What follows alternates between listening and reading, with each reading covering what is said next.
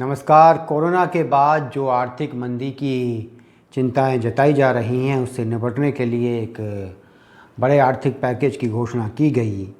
इसके क्या फ़ायदे होंगे और क्या नुकसान होंगे, ये तो बाद की बात है, लेकिन एक एक जो शोर दोबारा से उठने लगा है, जिसकी बात सब लोग करने लगे हैं, वो है स्वदेशी।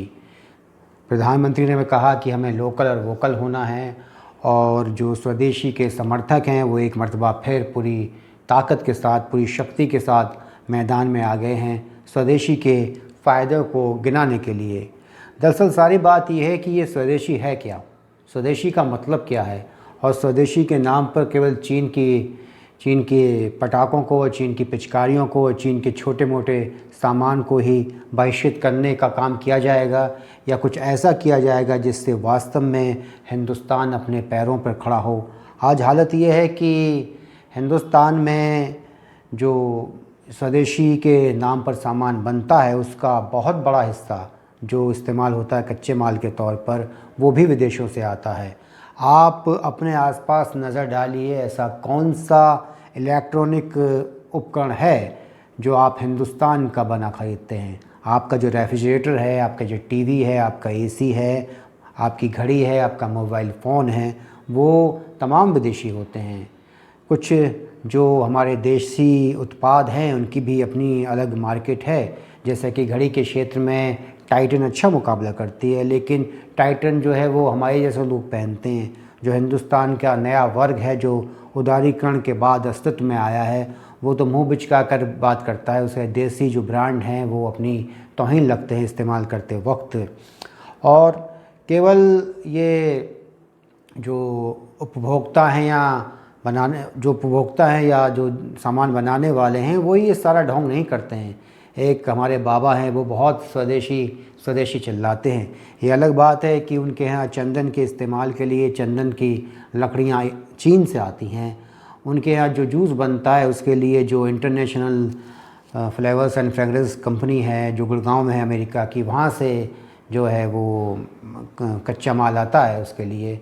इसके अलावा ये भी कहा जाता है कि उनके यहाँ ये जो बटर बनता है, वो भी विदेशों से आता है। तो कहने का मतलब ये है कि परोपदेश कुशल बहुतेरे वाली बात है। लोग एक दूसरे के लिए तो बहुत बातें करते हैं, लेकिन जब अमल में लाने की बात होती है तो वो कुछ नहीं कर पाते। अब जो लोग यहाँ पर तराजू के बट्टों से मुल्क की किस्मत फोड़ रहे हैं और हर कदम पर मीर जाफ़री फ़र्ज को अंजाम दे रहे हैं, उनकी औलादें भी काम कर रही हैं मल्टीनेशनल कंपनीज़ में, बीपीओज़ में, वो तमाम लोग स्वदेशी की बातें करते हैं। इसके अलावा ये जो स्वदेशी के पैरोकार हैं, वो छोड़ देंगे, नहीं करेंगे एक्सपोर्ट इंपोर्ट का खेल, नहीं करेंगे विदेशों के साथ व्यापार। सिर्फ उपदेश देने के लिए ये जो है स्वदेशी की बात है, ये आप कह सकते हो, लेकिन इसे प्रैक्टिकली इस्तेमाल करना, इसे अमली जामा पहनाना, मुझे नहीं लगता कि ये कोई व्यवहारिक बात है। कृषि के लिए भी बहुत सारा सामान बाहर से आता है, जिसमें बीज है, रसायन है, खाद है, और बाकी जो वैसे जो बीज आए थे, जो हाइब्रिड के बीज हैं, वो भी विदेशों से आते हैं। डेयरी उत्पाद के लिए भी हमें होना चाहिए वैसे आत्मनिर्भर, लेकिन आत्मनिर्भरता का मतलब क्या है? हिंदुस्तान में जितना दूध पैदा होता है, उससे ज़्यादा तो सिंथेटिक मिल्क बनाया जाता है।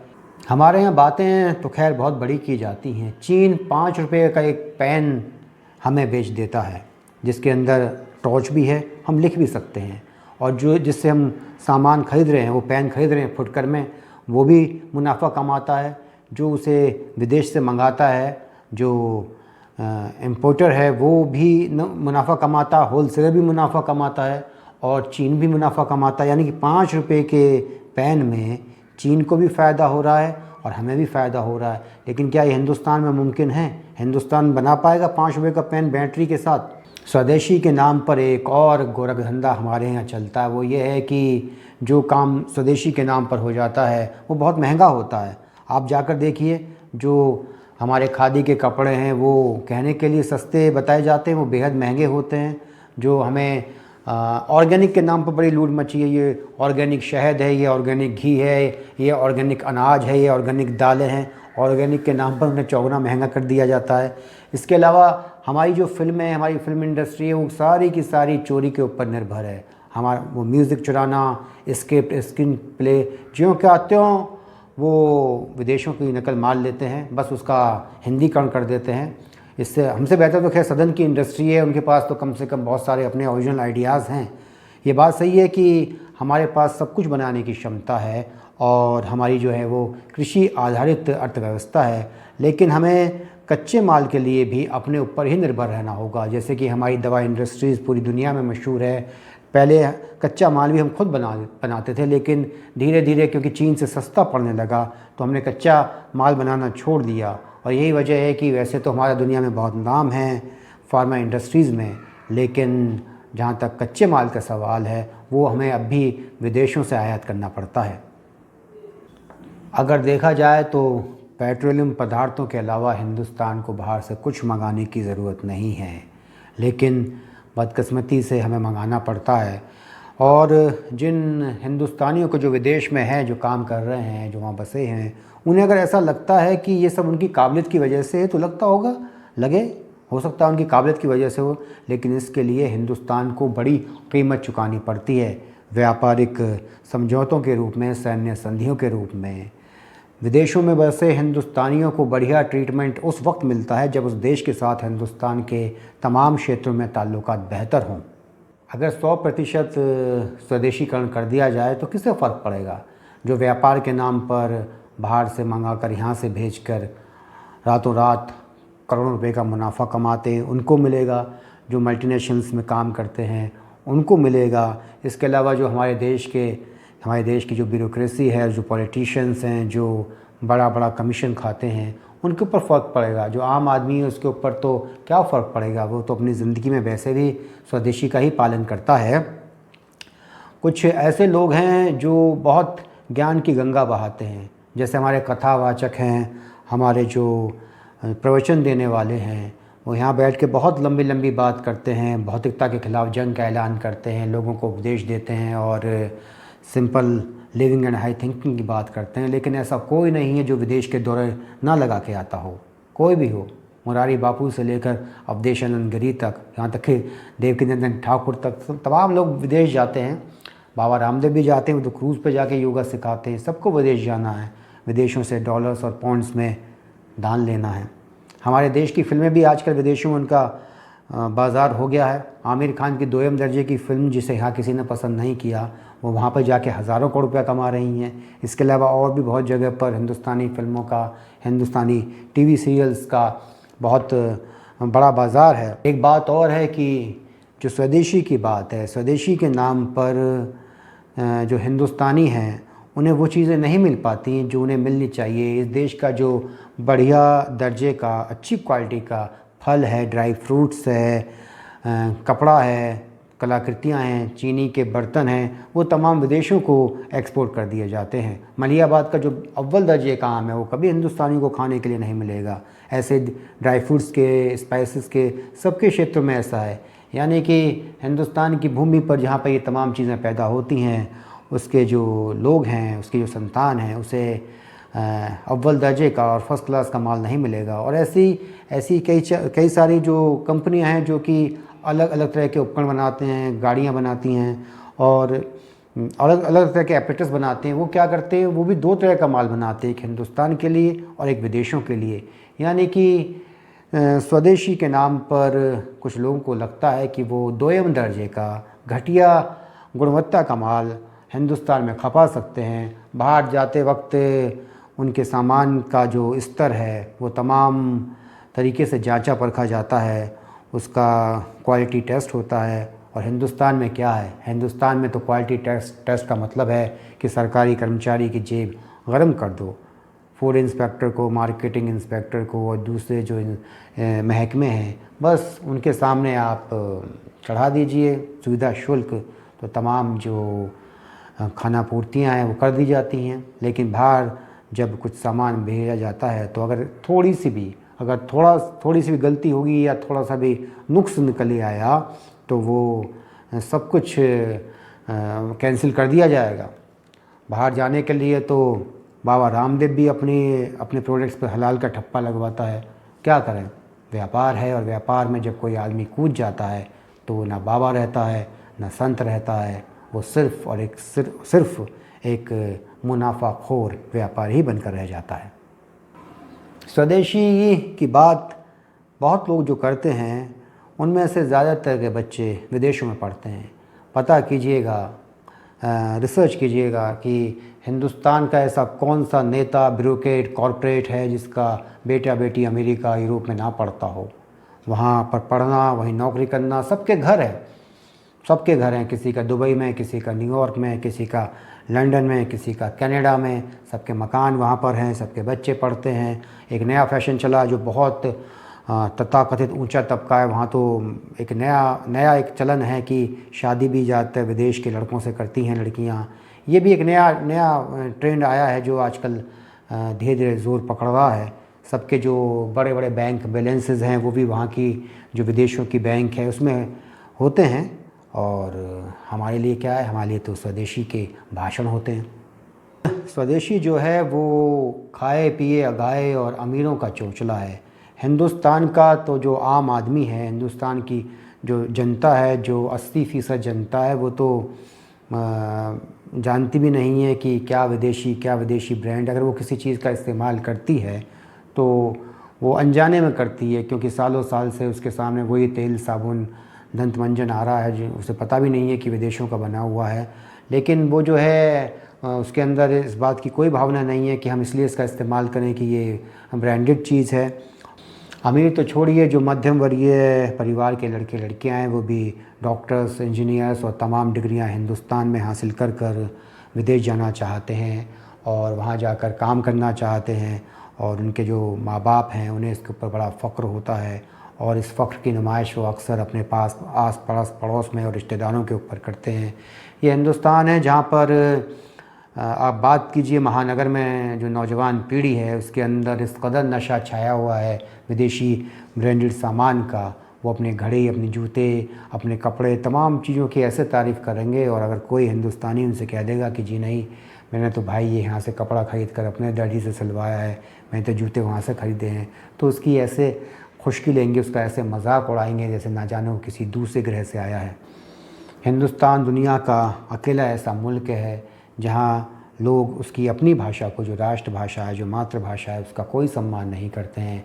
America, England, New Zealand, Canada, Australia, इन तमाम जगहों पर अंग्रेज़ी बोली जाती है, उनकी भाषा है। फ्रांस में फ़्रेंच बोली जाती है, रूस में रूसी, जर्मनी में जर्मन बोली जाती है, और जो अपने चीन में चीनी बोली जाती है, जापान में जापानी बोली जाती है, इज़राइल में हिब्रू बोली जाती है। लेकिन हिंदुस्तान में अंग्रेज़ी को कहीं ना कहीं प्रतिष्ठा के साथ जोड़ दिया गया है।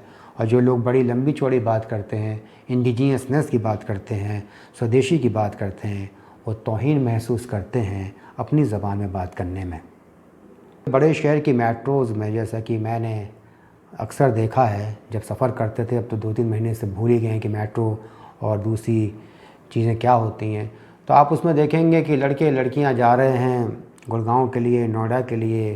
विदेशी जींस है, विदेशी जूते हैं, विदेशी कपड़े हैं, विदेशी घड़ी है, विदेशी भाषा है, कान में मोबाइल की लीड लगी हुई है, उस पर नेटफ्लिक्स चल रहा है। और जब बात आएगी डिस्कशन की, डिबेट की, भाषणबाजी की, तो सबको स्वदेशी की बात करनी है, क्योंकि जब फ़ायदा स्वदेशी में लगता है तो स्वदेशी की बात करेंगे। बाकी कदम कदम पर विदेशी जो ताकतें हैं उनके सामने देश के मान को बेचने में सबसे आगे रहेंगे। अभी भी बहुत बंदिशों वाला देश है भारत, और अगर ये बंदिशें हटा दी गई तो और MNCs को, विदेशी कंपनियों को तमाम तरह की सहूलतें और छूट दे दी गई, तो हिंदुस्तान का उद्योग जगत MNCs के सैलाब में बह जाएगा। वो मुकाबला करने की ताकत नहीं रखता है। MNCs के, विदेशी कंपनीज़ के जो भारतीय हेड होते हैं वो अक्सर भारत के ही होते हैं, और उनका काम सिर्फ ये होता है कि वो कैसे इस देश के सिस्टम में, इस देश की जो व्यवस्था है उसके दुर्ग में सेंध लगाने के तरीके अपने मालिकों को बताएं। तमाम लोग उपदेश देते हैं, विदेशी शराब जैक डैनियल पीकर वो, और डनेल की और मालबोरो की सिगरेट पीकर स्वदेशी की भी बात करते हैं, क्योंकि इन्हें ऐसा लगता है कि अब स्वदेशी में फ़ायदा हो सकता है तो स्वदेशी की बात करें। लेकिन स्वदेशी होना अच्छी बात है, लेकिन सही मायनों में स्वदेशी होना चाहिए। सिर्फ विदेशी कलपुर्जों से जो निर्मित मोबाइल फ़ोन है या पूरी तरीके से जो विदेश से आया मोबाइल फ़ोन है उस पर आप और अमेरिका के तमाम सोशल नेटवर्किंग साइट्स चलाकर फेसबुक, ट्विटर, व्हाट्सएप और यूट्यूब चलाकर आप क्रांतिकारी विचारों का आदान प्रदान और जंग का ऐलान नहीं कर सकते हैं। स्वदेशी की बात करने वाले, मंगल पर यान, चंद्रमा पर इंसान भेजने की बात करने वाले अगर चिकित्सा के क्षेत्र में, दवाइयों के क्षेत्र में, जो ज़रूरी उपकरण हैं उनके निर्माण के क्षेत्र में, हथियार के क्षेत्र में आत्मनिर्भरता हासिल कर लें तो अच्छी बात होगी, क्योंकि केवल उपदेश देने से कुछ नहीं होता। उपदेश तो हम सुनते आए हैं शताब्दियों से, अपने ऋषियों के, मुनियों के, बौद्ध भिक्षुओं के, विदुर नीति, चाणक्य नीति, कबीर, रहीम, आर्य समाज, ब्रह्म समाज, रामदेव, रविशंकर और बहुत सारे लोग। हम तो भाषण ही सुनते रहते हैं। भाषण सुनने से क्या है जब तक उन्हें हम अपनी व्यवहारिक ज़िंदगी में अमल में न लाएं। स्वदेशी की नसीहत देने के लिए अगर कोई तरीका सबसे अच्छा हो सकता है तो वो हो सकता है जो महात्मा गांधी ने अपनाया था। गांधी जी ने पहले खुद स्वदेशी को अपनाया, स्वदेशी वस्त्र अपनाए, स्वदेशी खान पान, स्वदेशी सोच अपनाई और इस तरीके से उन्होंने दुनिया को इस बात के लिए प्रेरित किया कि वो स्वदेशी का इस्तेमाल करे। आज हालत ये है कि जो स्वदेशी की बात कर रहे हैं उनके आसपास नज़र डालिए, वो 99% विदेश का बना सामान इस्तेमाल करते हैं, चाहे वो पेन हो, चाहे वो जूते हों, चाहे वो कपड़े हों, चाहे गाड़ी हो, चाहे दूसरे जो घर में जो सुविधा देने वाले उपकरण हैं वो सारे के सारे जो हैं वो विदेशी होते हैं। अच्छा, एक बहुत बड़ा तबका है जो ये कह रहा है कि चीन के सामान का बहिष्कार कर दो। अच्छा, उसे मालूम भी नहीं है कि 90% सामान जो चीन से आ रहा है वो क्या है। उसे तो बस लगता है कि बस चीन से बने पटाखे, चीन से बनी पिचकारियाँ, चीन से बने जो छोटा मोटा सामान है उसका बहिष्कार कर दो तो चीन सड़क पर आ जाएगा। इससे चीन के सड़क पर आने से पहले वो एक मरतबा थोड़ा अध्ययन करें तो उन्हें मालूम चलेगा कि चीन की सेहत पर कोई फ़र्क नहीं पड़ता। चीन केवल हिंदुस्तान को सामान नहीं भेजता है, चीन सारी दुनिया को सामान भेजता है। इसलिए ये कहना कि अगर हम चीन के सामान को ख़रीदना बंद कर देंगे तो चीन सड़क पर आ जाएगा, वैसे इससे बेहतर तो ये होगा कि अगर वो इस बात की मुहिम चलाएं कि चीन से सामान मंगाया ही ना जाए। क्योंकि जब एक आम आदमी बाज़ार में सामान ख़रीदने जाता है तो उसे इस बात का इल्म नहीं होता कि ये चीन से आया है, जापान से आया है या अमेरिका से आया है, अफ़गानिस्तान से आया है कि पाकिस्तान से आया है। लेकिन जो लोग उस सामान को बाहर से मंगाते हैं, जो लोग उसे इंपोर्ट करते हैं और जो लोग इस इंपोर्ट की इजाज़त देते हैं, उन तमाम लोगों को इस बात का इल्म होता है कि सामान कहाँ से आया है। यही वजह है कि अगर सामान को अंदर आने ही नहीं दिया जाए तो फिर क्या ज़रूरत पड़ेगी चीनी सामान को ख़रीदने की। और चीन ने क्या फ़र्क पैदा किया है हिंदुस्तानियों की ज़िंदगी में, इसके लिए 2 मिसालें बहुत हैं।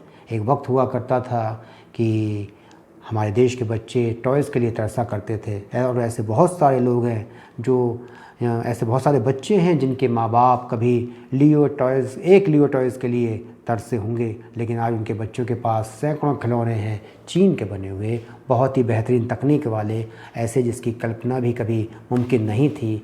और आज अगर उन बच्चों के पास ये खिलौने हैं तो इसलिए क्योंकि वो चीन में बने हैं। अगर वो हिंदुस्तान में बने होते तो तब भी वो इन बच्चों की पहुंच से बाहर होते। चीन की बनी हुई ये बिजली की झालरों और लड़ियों की ही मेहरबानी है कि आज हिंदुस्तान में गरीब से गरीब आदमी के घर पर भी दिवाली और ईद जैसे त्योहारों पर रोशनियाँ हो जाती हैं। क्या हम ऐसा काम नहीं कर सकते? हम भी तो ऐसा सामान बना सकते हैं। जो सामान बाहर से आता है वो तब भी सस्ता है, तो क्या हम सस्ता सामान नहीं बना सकते? स्वदेशी का पालन बहुत अच्छी बात है और इसके लिए हमें कम से कम 1 साल के लिए पूरी तरह से स्वदेशी का पालन करना चाहिए।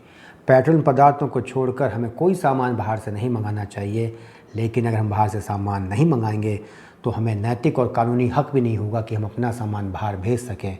लिहाजा अगर हम वाकई गंभीर हैं तो हमें कम से कम 1 साल के लिए ये प्रयोग करना चाहिए और किसी भी तरीके के आयात निर्यात या विदेश से सामान लाने ले जाने पर रोक लगा देनी चाहिए। उसके बाद इसका प्रभाव भी देख लें।